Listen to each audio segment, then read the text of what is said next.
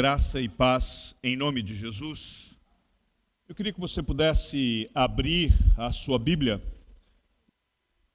Primeira carta de Paulo aos Coríntios, capítulo 1, verso 1 até o verso de número 3.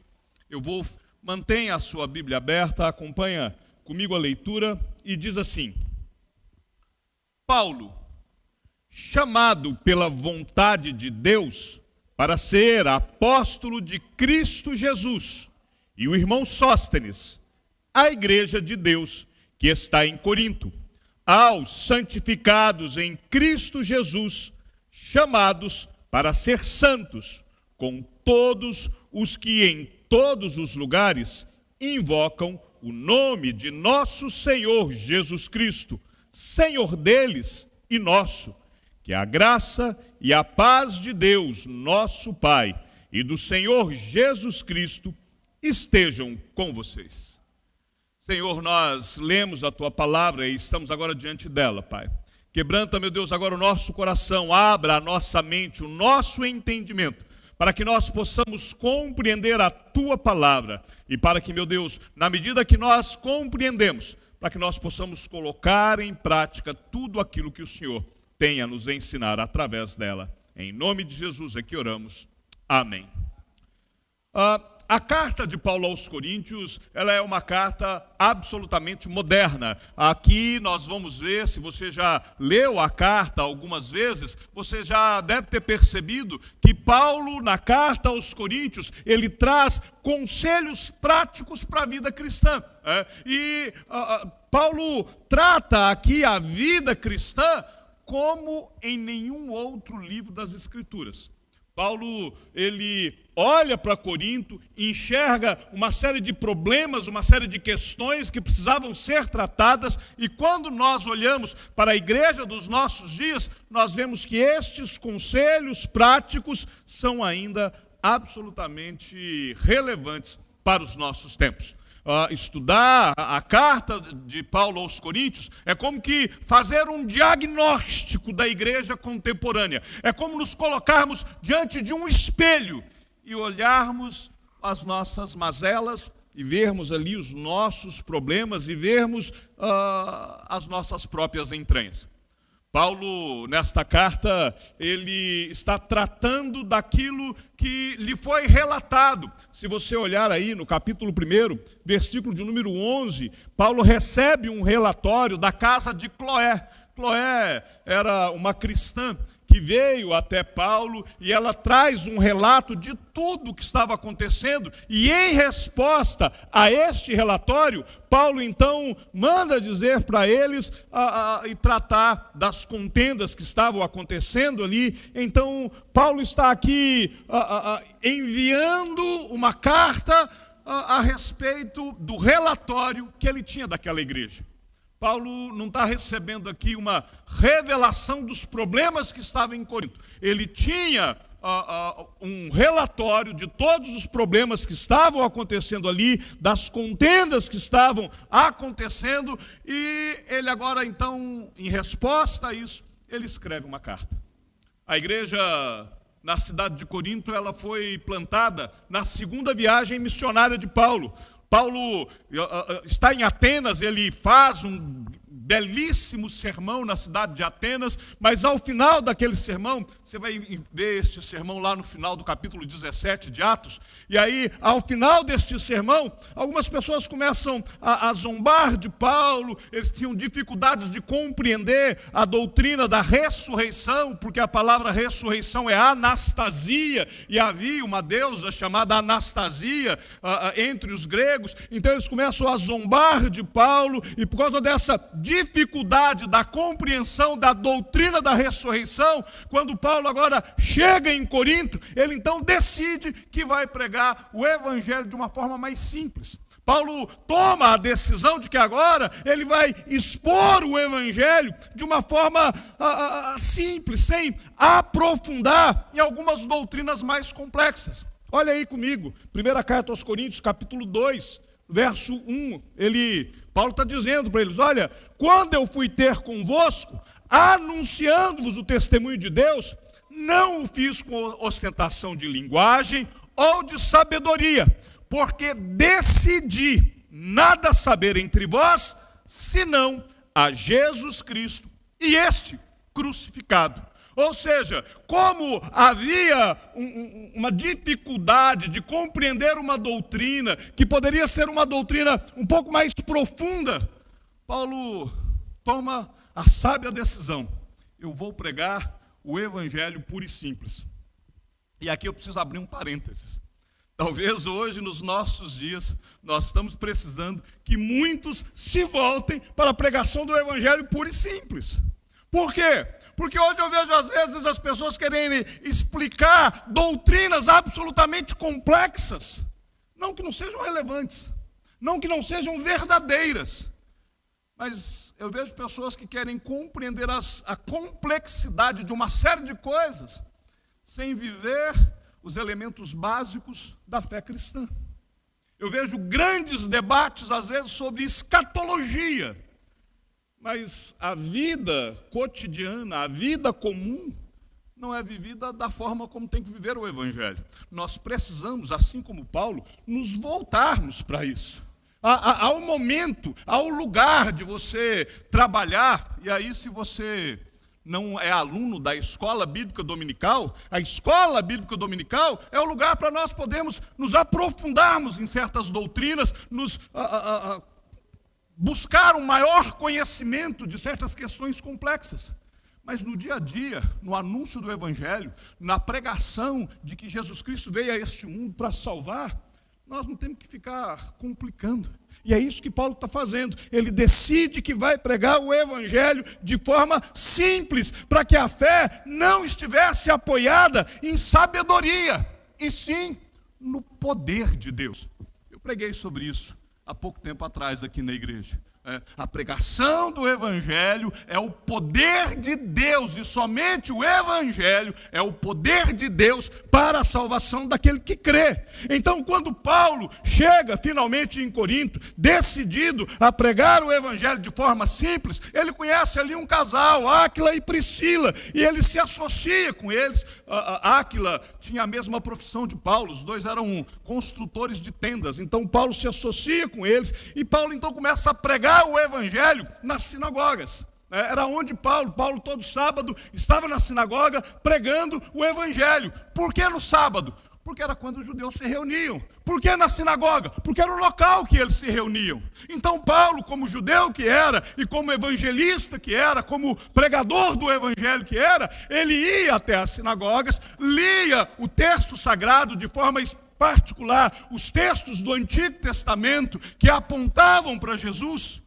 Aqueles que estão acompanhando a leitura da Bíblia, ou pelo menos os panoramas que eu tenho feito da Bíblia na medida que nós estamos lendo, eu tenho mostrado Jesus Cristo em cada um dos livros do Antigo Testamento. Já mostrei Jesus no livro de Gênesis, Êxodo, Levítico, e quando terminarmos a leitura do livro de Levítico, nós veremos também Jesus no livro de Números. E era isso que Paulo fazia. Ele mostrava a revelação de Cristo no Antigo Testamento, e como resultado disso, muitos judeus iam se convertendo. Atos capítulo de número 18. Mas não somente judeus, também gregos agora estavam se convertendo. E acontece algo interessante na igreja de Corinto, é que Paulo, pregando a palavra naquela cidade, Paulo ficou ali durante 1 ano e meio. Durante 1 ano e meio, Paulo frequentava as sinagogas, pregava o evangelho, e durante este 1 ano e meio, judeus e gentios se convertiam. E o número de gentios cresceu. Agora, a igreja de Corinto, ela já não era mais uma igreja caracterizada por uma igreja que tinha muitos judeus. Não, a maioria dos membros da igreja de Corinto eram de gentios. E aí, esta igreja começa a associar a falsos mestres, começam a chegar dentro da igreja, vem trazendo doutrinas estranhas, e aí alguns queriam trazer para dentro da igreja de Corinto algumas superstições do judaísmo, e junto com isso queriam trazer para dentro da igreja de Corinto também algumas superstições das igrejas gentílicas. A cidade de Corinto era uma cidade que era extremamente religiosa. 2 grandes templos dedicados a ídolos estavam em Corinto. O templo da Diana dos Efésios, estava ali em Corinto. O templo de Apolo estava em Corinto. Alguns historiadores dizem que somente sacerdotisas da igreja de Diana eram cerca de 1000 sacerdotisas que circulavam por Corinto, de certa forma, entregando o seu corpo para a glorificação da deusa Diana. Tudo isso acontecendo ali em Corinto. E essas questões começam a se aproximar da igreja, e agora Paulo então começa a lutar contra isso. Tanto quanto a superstição do judaísmo, quanto com a conduta pecaminosa dos cidadãos de Corinto. E aí Paulo está escrevendo esta carta para uma igreja que estava envolvida dentro desse contexto que nós estamos aqui pintando. E a finalidade de Paulo era tirar algumas dúvidas, instruí-los quanto à resolução dos problemas, fortalecer os conversos que tinham dificuldades para abandonar as crenças da antiga doutrina ou a servidão aos ídolos. Desde o início do meu ministério, eu sempre gostei muito da área de missões, sempre me envolvi muito com missionários, eu sempre mantive contato. E o primeiro missionário que a igreja adotou no início do meu ministério era um colega de classe que estava indo para a Índia. E de lá para cá, alguns outros missionários que passaram pela igreja, pelo conselho missionário da igreja, também foram para a Índia. Um deles foi minha ovelha lá em Sete Lagoas, casado com alguém aqui do Acre, que é o Bruno, lá de Sete Lagoas, casado com a Suelen aqui do Acre, e estão na Índia. E conversando com eles, o discurso é sempre mais ou menos o mesmo. A dificuldade da Índia não é deles aceitarem Jesus. Eles aceitam Jesus com uma facilidade muito grande. É só mais um dentre os 3 milhões de deuses que eles têm, né? O problema não é Cristo ser inserido. O problema é eles abandonarem as superstições dos outros ídolos. E era isso que Paulo enfrentava aqui. Eles recebiam Jesus, né, lá em Atenas. Paulo ainda estava na Grécia, Corinto está na Grécia, né? Corinto é exatamente aquela tripinha de terra que liga o norte da Grécia com o sul da Grécia. E aí, exatamente naquele ponto, era que Paulo estava pregando. Então Paulo sai de Atenas em direção ao sul da Grécia, e lá em Atenas, Paulo se depara com o altar do Deus desconhecido. Ou seja, eles adoravam qualquer Deus, até o que eles não conheciam. A dificuldade de Paulo agora é que eles possam compreender isso. Percebem o contexto da igreja? Percebem a dificuldade da igreja? E é por isso, então, Paulo, ele começa a sua carta, ele começa agora a conversar com esta igreja, e ele então traz as suas credenciais. Olha comigo no verso de número 1. Paulo, chamado pela vontade de Deus para ser apóstolo de Jesus Cristo. Ele deixa claro que quem o chamou para ser apóstolo, quem o chamou para o ministério, foi Deus. É Deus que chamou Paulo, é Deus que chama Paulo. Paulo é chamado pela vontade de Deus, e Deus nos chama. É Deus que nos chama. Deus chama a mim, Deus chama a você, para que nós possamos cumprir o nosso propósito, o nosso ministério. Deus chamou Paulo para o ministério. Deus chamou Paulo para fazer aquilo que Deus havia designado para ele fazer. A palavra ministério, ela quer dizer serviço. Literalmente, Paulo está dizendo que ele foi chamado pela vontade de Deus para ser apóstolo. O serviço de Paulo era ser apóstolo. Você, assim como Paulo foi chamado para ser apóstolo, você foi chamado por Deus para exercer ministério. Todos nós fomos chamados por Deus para o ministério, né? E o primeiro que Paulo está aqui apresentando no caso de Coríntios é que ele foi chamado por Deus, e este ministério que ele tinha era pela vontade de Deus. Paulo recebeu e realizou o ministério que Deus o designou para ser. Deus te chamou da mesma forma que Paulo. Deus te chamou para um ministério. Há um ministério que é comum a todos nós, porque todos nós fomos chamados para o ministério e fomos chamados também para fazermos discípulos. Nós somos chamados por Deus, no mínimo, para fazer discípulos. Todo cristão recebe esse chamado. Mateus, capítulo número 28, versos 19 e 20, Jesus dá uma ordem.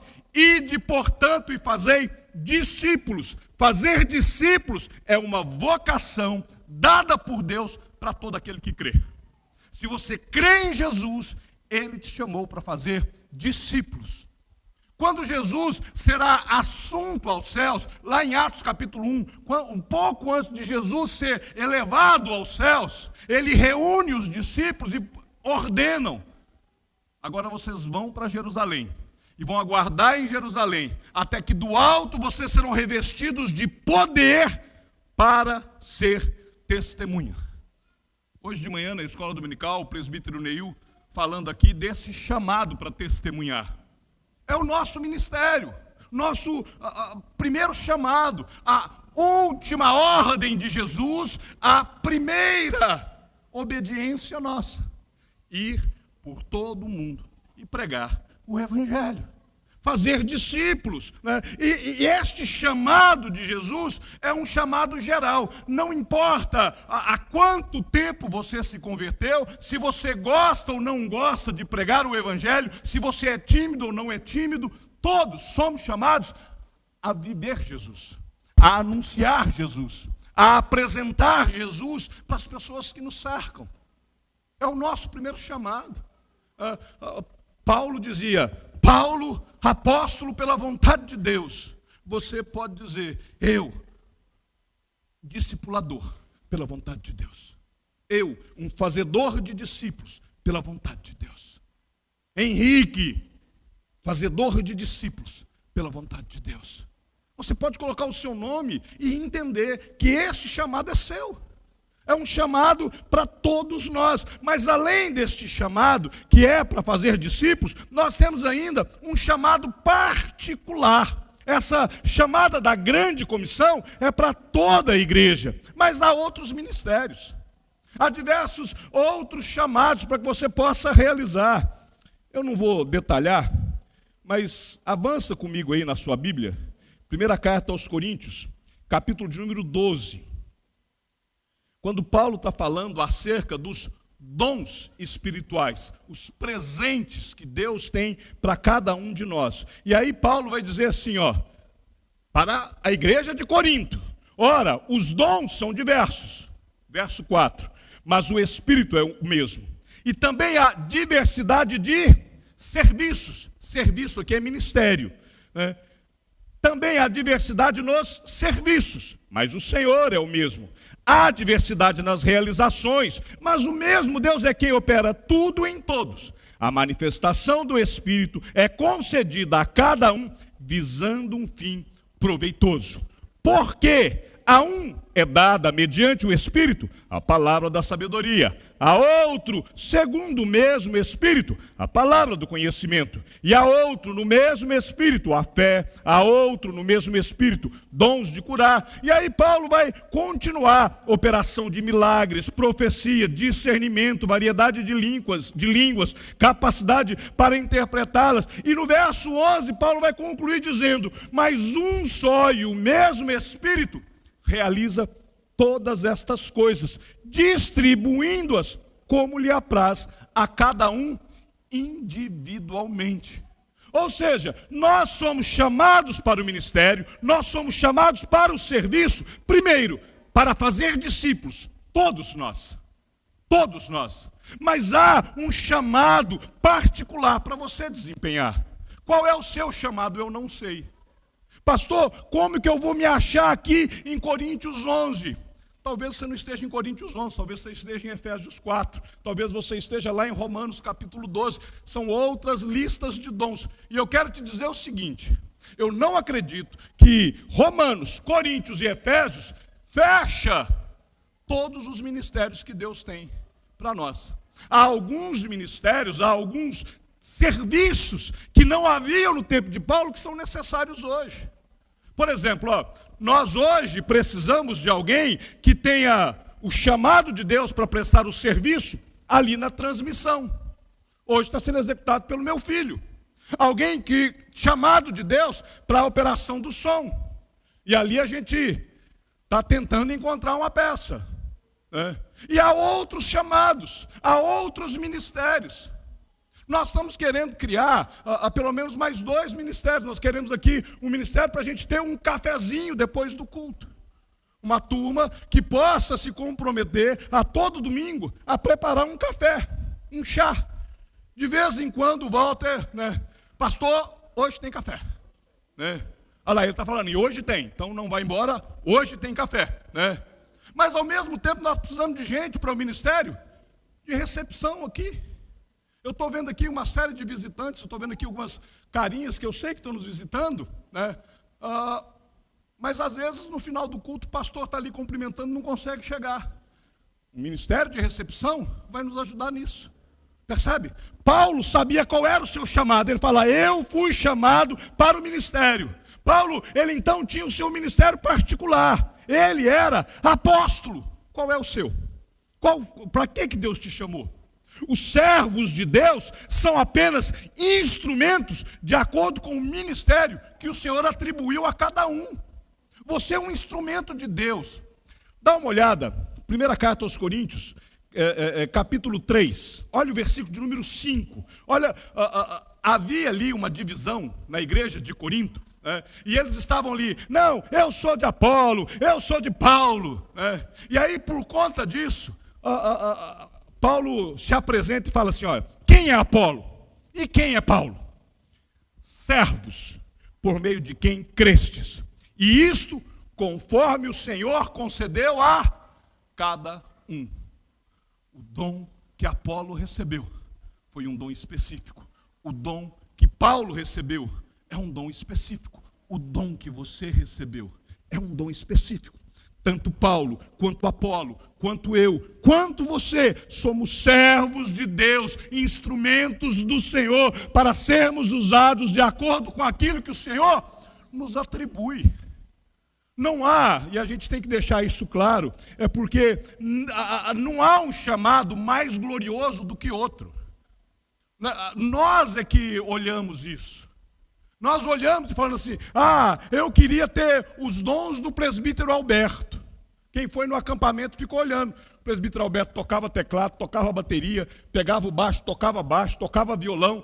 Eu também queria, eu não consigo. Não é o meu. Mas isso não quer dizer que o dom dele, o chamado dele, é mais glorioso do que outro. Porque, da mesma forma, nós víamos lá, por exemplo, na cozinha, a turma que tinha um chamado para cozinhar. E fazia e preparava aquele tanto de refeição. Nós tínhamos outros que estavam lá com um chamado para organizar, para não deixar ninguém parado, para ter lá as atividades, para poder envolver. Uma turma que não deixou faltar nada. Cada um tem um chamado, cada um tem um dom, cada um de nós tem uma função. Não há um chamado mais glorioso do que outro, não há algo aonde nós vamos ter destaque. Quer ver, eu tenho que tomar cuidado com isso, porque senão o meu tempo vai embora, mas vamos lá. Efésios, eu citei agora mesmo, mas dá uma olhada comigo lá em Efésios, capítulo 4, porque lá Paulo vai apresentar uma outra lista, mas no verso 1 e o verso 2, Paulo está fazendo assim, rogo-vos, pois, eu, o prisioneiro no Senhor, que andeis do modo digno da vocação a que fostes chamados, com toda humildade, com mansidão, com longanimidade, suportando-vos uns aos outros em amor, esforçando-vos diligentemente por preservar a unidade do Espírito no vínculo da paz. E se eu continuar lendo aqui o capítulo 4, a partir do verso 7, Paulo vai tratar aqui de outros dons, de outros ministérios, de outros serviços para os santos, porque a graça de Deus foi concedida a cada um de nós segundo a proporção do dom de Cristo. é aquilo que Deus nos designou. E se Deus nos chamou para estarmos aonde nós estamos, nós temos que fazer com maestria, nós temos que fazer com dedicação, nós temos que fazer de acordo com as nossas forças. Nós fomos chamados por Deus para o ministério, e o nosso chamado é para a nossa mutualidade, é servindo uns aos outros. Há uma necessidade desta servidão uns aos outros. O Novo Testamento, só no Novo Testamento, nas cartas paulinas, há 36 mandamentos de mutualidade, 36 ordenanças uns aos outros. Orai uns pelos outros, consolai uns aos outros. Tem um em Gálatas que eu gosto, não mordei-vos e devorai-vos uns aos outros para não serdes consumidos. É um mandamento de mutualidade, e é um mandamento de mutualidade de forma negativa, ou seja, não fiquem brigando entre vocês, não fiquem de rixa entre vocês. O nosso chamado é para que nós possamos exercer o ministério. O verso de número 1 deixa isso absolutamente claro. Nosso ministério não é para nos trazer orgulho. O nosso ministério é para que Deus seja glorificado, é para que Deus seja exaltado. Se Deus nos chamou para poder varrer o templo, Deus será glorificado quando nós estivermos com aquela vassoura varrendo o templo. Se Deus nos chamou para poder participar do ministério de música, Deus será glorificado através da nossa instrumentalidade. Se Deus nos chamou para poder fazer um cafezinho, Deus será glorificado através daquele café. Paulo, apóstolo, pela vontade de Deus. E aí você enxergue qual é o seu chamado, aonde Deus te quer, e coloque o teu nome aqui e fala, chamado pela vontade de Deus para. Qual é o seu ministério? Qual é o seu chamado? Qual é o teu serviço para Deus? Mas há algo interessante, porque nós somos primeiro chamados para o ministério.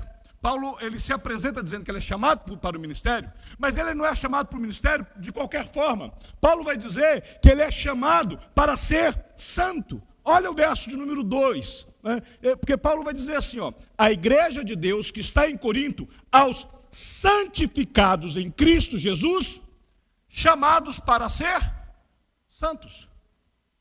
Paulo estava dizendo, Deus me chamou e Deus está chamando você, mas o chamado de Deus é para que você seja santo, é para que você seja essencialmente diferente, né? Paulo está dizendo, está escrevendo. E aqui é algo interessante. Acompanha, porque Paulo está dizendo, que ele está escrevendo aos santificados que foram chamados para serem santos. Como assim? Como é que é santificado, mas está sendo chamado para ser santo? Sabe por quê? Porque quem nos santifica é o Senhor. Deus nos declarou santos. Não é pelo nosso merecimento, não é pelo nosso esforço, não é por aquilo que nós buscamos, não é por aquilo que nós fazemos, não é pelo nosso ministério, não. Deus já nos declarou santos, Deus nos declarou que nós somos separados. Mas Ele está dizendo que nós somos separados para continuarmos vivendo em santidade, né? A palavra grega que traduzida aqui é hagios, né? É aquilo que é separado das coisas profanas para se dedicar a Deus. É aquele que, mesmo inserido no contexto mundano, ele não se contamina, ele não se faz um com o mundo.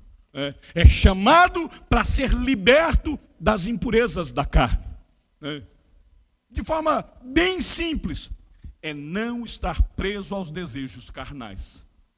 Há um desejo carnal latente em nós. Lembra, a nossa carne milita contra o espírito milita contra a carne. Há uma luta. E quando Paulo está dizendo que nós somos santificados em Cristo e chamados para ser santos, Paulo está dizendo exatamente isso. Nós precisamos viver com este caráter de santidade. Há algo aqui interessante que a gente precisa conhecer um pouco o contexto de Corinto. A cidade de Corinto, como eu disse, ela era uma cidade onde havia ali muita idolatria. Mas além dessa idolatria que havia em Corinto, havia também muita licenciosidade. O que acontecia era o seguinte: Corinto é aquele pedacinho de terra que liga o norte com o sul. São cerca de 6 quilômetros de terra. O sul de Corinto, o mar ao sul de Corinto, ele era um mar extremamente revolto. Então muitas embarcações naufragavam quando tinha que levar alguma coisa para o outro lado. O que eles preferiam? O que os navegantes preferiam? Eles preferiam atracar no porto de Lenqueu, descarregar a carga do navio, atravessar os 6 quilômetros de terra de Corinto, porque isso era uma caminhada fácil, e depois carregar num outro barco do outro lado, em Cencreia. Para eles era mais vantagem. Se você depois pegar na sua Bíblia aqueles mapas do final, você vai perceber, circulando ali, depois de Atenas, tem esse pedacinho de terra que é onde é Corinto. Então eles atracavam daqui, atravessavam e tinha outro porto do outro lado. O que acontece em qualquer cidade portuária? Há muita prostituição, né? Os marinheiros ficam grandes períodos no mar, principalmente naquele tempo, né? Ficavam grandes períodos no mar. Enquanto eles então desembarcavam de um lado, havia muita prostituição. E quando chegava do outro lado, os outros marinheiros estavam esperando a carga, muita prostituição. Lembra que eu falei das 1000 sacerdotisas que se vendiam, que entregavam o seu corpo para a adoração da deusa Diana? Então elas se ofereciam. A glorificação da deusa era através do sexo. Lembra que eu falei que também tinha um templo de Apolo, que havia ali também um grande número de prostitutos cultuais? Então havia muita sodomia. Era o grande problema. Uma licenciosidade, uma perversidade. Ao ponto de que, quando se ia dizer que alguém tinha uma vida devassa, na língua grega é alguém que vive como cidadão de Corinto, é corintiasen. A palavra devassidão em grego é corintiasen. Alguém que vive tal e qual um cidadão de Corinto. E aí quando a gente se depara com esta informação, que é uma informação histórica, e olha para a palavra de Deus, que diz, olha, este povo que está vivendo, que é conhecido por ser devasso, que é conhecido por sua prostituição, que é conhecido por sua licenciosidade, este povo que está vivendo neste lugar, foi santificado por mim. Eu separei este povo. Para quê? Para que ele esteja inserido neste meio e vivendo de forma santa. E vivendo de tal maneira que Deus é glorificado, né? Nós somos chamados por Deus para nós sermos santos, para não estarmos presos aos nossos desejos carnais. Por quê? Porque nós possuímos domínio próprio. Lembra da carta aos Gálatas? Quando vai falar do fruto do Espírito. E um deles é o domínio próprio. Nós precisamos ter este autocontrole, né? Se vivemos no Espírito, andemos também no Espírito. Meu querido, se o cidadão de Corinto, santificado em Cristo, era chamado para ser santo, nós, que não temos toda essa problemática, nós temos que ser santos. Isso quer dizer que eu tenho que ter um padrão de vida essencialmente diferente do mundo. Lembra um verso que eu já citei aqui de um poeta? A graça da garça, a arte de caminhar na lama sem sujar as próprias penas. Essa é a graça do crente. Viver num mundo contaminado, num mundo corrompido, sem se corromper com ele. Nós acabamos de sair da festa da carne, é a festa da devassidão, é a festa dos coríntios, dos cidadãos de Corinto. Prostituição, bebedice, drogas, devassidão. Nós não somos chamados para isso. Não é o nosso lugar. Nós não temos nada a ver com isso. Não é aonde nós estamos. Nós somos chamados para resplandecer a glória de Cristo. Nós somos chamados para fazer a diferença onde nós estivermos. Nós somos chamados para não nos associarmos com as coisas deste mundo. Nós somos chamados a não estarmos presos nesses desejos carnais. É pela obra do Espírito Santo que nós vivemos. É o Espírito Santo que nos regenerou. E nós manifestamos a fé em Cristo e somos chamados ao arrependimento. Metanoia, mudança de mente, transformação daquilo que você pensa.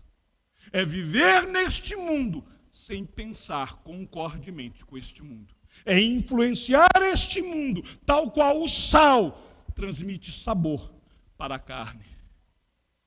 É não estar preso aos nossos desejos carnais e, mais do que isso, é possuir domínio próprio, autocontrole. Eu preciso ter o autocontrole. Eu tenho que controlar a minha carne.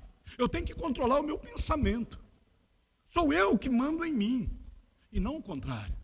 Mas como que eu faço isso? Levando cativo o meu pensamento a Cristo. Me colocando em servidão ao Senhor, buscando conhecer a sua vontade, buscando conhecer aquilo que Ele tem para mim. E isto quer dizer, isso é vida santa. Eu não vou fazer aquilo que eu quero. Domingo de manhã, eu queria dormir mais. Domingo, eu queria dormir mais um pouquinho. Está chovendo hoje, não, custa para chover no Acre, hoje tem chuva, então eu vou ficar dormindo mais. É o que a carne quer. Eu não vou fazer o que a carne quer. Eu vou fazer aquilo que ela não quer, porque eu tenho certeza que Deus me quer estudando a sua palavra. Deus me quer em comunhão com os irmãos. Deus me quer vivendo uns aos outros. E participarmos. Pastor, mas é difícil. Tem muita hipocrisia na igreja, tem muito problema na igreja. Bem-vindos. Nós te aceitamos você como você é. Nós te aceitamos com a sua hipocrisia, nós te aceitamos com o seu problema. Desde que você aceite a minha e as dos outros. Nós somos pecadores. E cabe mais um. E sempre cabe mais um. Porque Cristo morreu pelos pecadores. E é isso que é a nossa dificuldade. Por quê? Porque é questão de tempo, meu querido. Mais cedo ou mais tarde eu piso no seu calo. Mas, por outro lado, mais cedo ou mais tarde você pisa no meu. E aí nós vamos exercer o nosso domínio próprio. Nós vamos ser santos. Nós não seremos possuídos pelo desejo carnal. Nós teremos domínio próprio, teremos autocontrole. Não vamos fazer aquilo que a gente quer, que é pegar o irmãozinho pelo pescoço. Nós vamos perdoar uns aos outros, vamos viver em mutualidade, né? Então esta capacidade é que é a qualidade de quem anda no Espírito. É isto que Paulo então está dizendo, que aos santificados em Cristo, que são chamados para ser santos. Como é que eu vou ser santo? É enfrentando as minhas próprias mazelas. É caminhando com meio às minhas dificuldades, mas não me contentando com elas. É saber que hoje eu estou melhor do que ontem. E que o meu objetivo amanhã é estar melhor do que hoje. Mas de vez em quando eu vou tropeçar. Então de vez em quando eu vou estar hoje pior do que ontem. Mas pela graça de Deus, eu não vou parar aqui. Eu fui chamado para ser santo com todos os que em todo lugar invocam o nome do Senhor. Eu fui chamado para estar aqui, para estar junto, para nós vivermos em comunhão. E não tem jeito da gente viver em comunhão se não for com este enfrentamento nosso. Se não for com eu colocando os meus dons para poder aprimorar os seus. E você colocando os seus dons para aprimorar os meus. E um com o outro fazendo a mesma coisa. É isso que é viver em comunhão, koinonia. É este o sentido, viver em comunhão. Apesar de eu não ter lido, eu queria que você olhasse versículo 9. Olha lá, ó.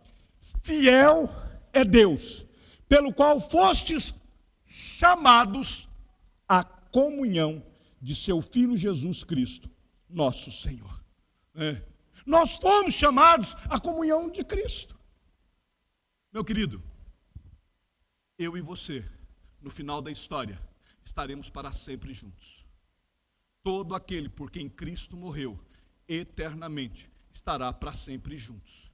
Então, não tem essa de eu não suporto a cara do irmão, eu não aguento isso, eu não suporto aquilo. Não, porque o pessoal gosta até de dar uma floreada, né? Não, porque o meu anjo não bate com o dele. Se o seu anjo não está batendo com o outro, cuidado, o seu anjo pode ser caído. Porque aqueles que estão em Cristo Jesus, eles são chamados a esta comunhão. O preço que Cristo pagou na cruz, pela vida do meu irmão, é o mesmo que ele pagou pela minha vida.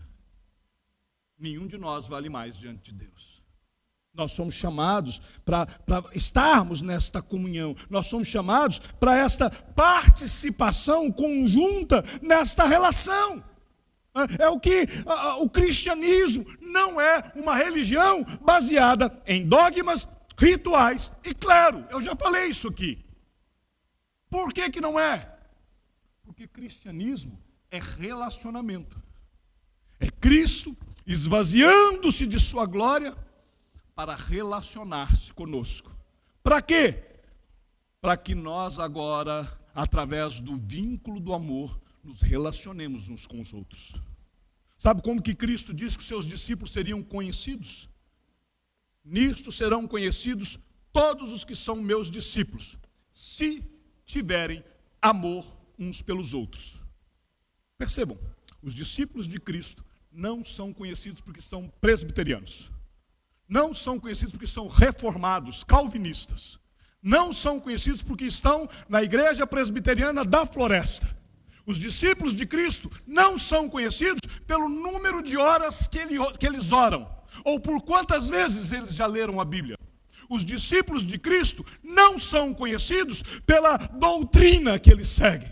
E eu não estou dizendo que nenhuma destas coisas deixa de ser importante. Todas são importantes.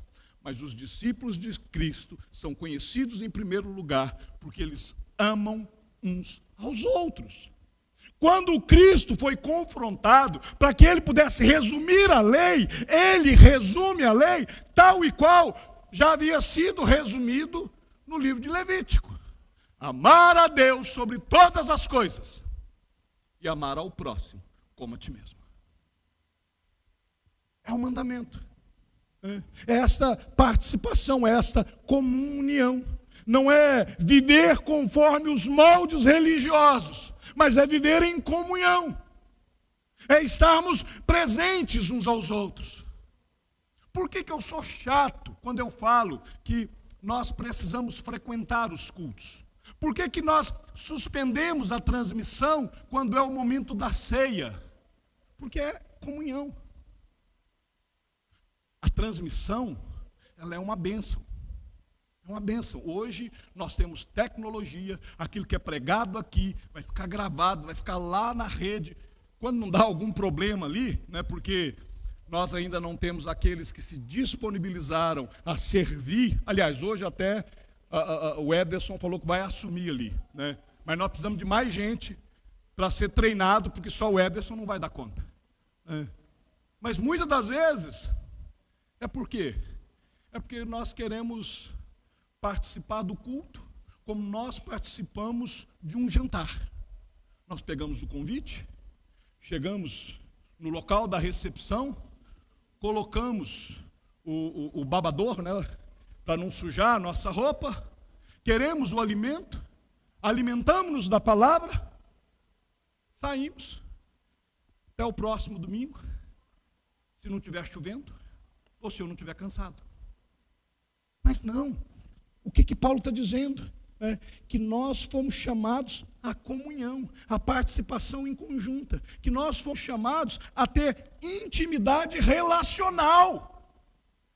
Relacionamento profundo com Deus e relacionamento profundo com o próximo. Eu preciso deste relacionamento, essa intimidade relacional. Eu preciso me relacionar com Deus. A igreja de Jesus tem a sua base nessa única e simples palavra: relacionamento. Para que nós juntos glorifiquemos a Deus. Relacionamento profundo com Deus através do conhecimento da palavra, através de uma vida devocional. Relacionamento profundo com o próximo. E aí, meu querido, a gente vai ter que caminhar junto. Aí nós vamos ter que, como se brinca lá em Minas Gerais, comer 1 quilo de sal juntos. Vivermos os nossos problemas, pisarmos no calo um do outro, tratarmos uns aos outros, né? E assim nós vamos crescendo. Porque o nosso propósito é que nós estejamos unidos para glorificar a Deus. Este é o primeiro chamado da igreja. Para que nós glorifiquemos o nome do Senhor. Por isso, então, é que nós somos chamados por Deus, chamados para exercer ministério, chamados para sermos santos, chamados para estarmos em comunhão. E aqui é um desafio. O meu primeiro desafio para você é: quais são os seus alvos? Para onde você está apontado? Qual tem sido o seu chamado? Quais os propósitos de Deus para a sua vida? E como estes propósitos estão alinhados com os seus alvos? Como é que você tem equilibrado estas coisas? Quando nós olhamos para estes versículos, né, eu creio que fica muito claro o chamado de Deus para todos nós. Nós somos desafiados pela palavra de Deus para assumirmos o nosso papel. Chamados por Deus, chamados para ministério. Tem serviço para você. Chamados para sermos santos, você precisa fazer diferença. Chamados para comunhão, nós precisamos uns dos outros. Dr. Philip Yancey, ele diz assim num dos seus livros: tudo aquilo que vale a pena ser feito, merece e exige ser feito. A palavra de Deus nos diz em diversas vezes que nós somos chamados por Deus para algumas coisas.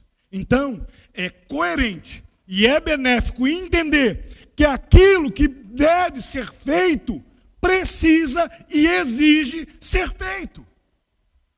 Mas quem irá? Quem atenderá ao chamado? Quem se disporá e vai: pastor, eu vou me mobilizar, vamos organizar aqui uma turma e vamos começar a fazer um café. Pastor, vamos aqui, né, ter aqui uma turma, vamos estruturar um ministério de recepção. O presbítero Dias faz sempre os trabalhos com as crianças. Sábado foi uma bênção, estava cheio de criança aqui. Presbítero, olha, eu não sei trabalhar muito com criança, mas há alguma coisa que eu posso fazer? Ontem à noite nós tivemos também trabalho com a juventude, né? Mas a gente tem que ficar aqui às vezes até 10 e tanto da noite, porque tem que colocar rede, tirar a rede, e aí, né, a gente vai se dispondo, mas a gente não vai conseguir suprir tudo. Você precisa se voluntariar, você precisa participar. O seu chamado é para exercer ministério. Como que você pode glorificar a Deus através do seu serviço junto à igreja? O que você pode fazer? O que Deus está tocando no seu coração? Você precisa caminhar neste mundo sem se contaminar com ele. A graça da garça, a arte de caminhar na lama sem sujar as suas penas. Mas você pode sair da lama e também caminhar na luz, e também estar aqui e exercer o seu ministério. Nosso chamado é para estarmos em comunhão, e é neste propósito santo de glorificarmos a Deus através do nosso culto, através do nosso serviço, através da nossa comunhão, através de tudo aquilo que nós pudermos fazer, para que Deus seja glorificado, exaltado e conhecido. Eu quero que o reino de Deus cresça, eu quero que o reino de Deus se expanda, eu quero que todas as igrejas que têm Jesus Cristo como único Senhor e Salvador cresçam. Mas eu quero também isso para a nossa. Eu quero ver a nossa igreja crescer. Eu quero ver pessoas se convertendo aqui. Eu quero ver as pessoas sendo discipuladas aqui. E você é o instrumento. Foi você que Deus chamou. Paulo foi chamado pela vontade de Deus para ser apóstolo. Você foi chamado pela vontade de Deus para exercer ministério. Eu não sei qual é o seu. Você o sabe. Deus o sabe. Então, assim como Paulo atendeu o chamado dele, que você atenda ao seu. E que juntos, em comunhão e em santidade, Deus seja glorificado por nossa instrumentalidade.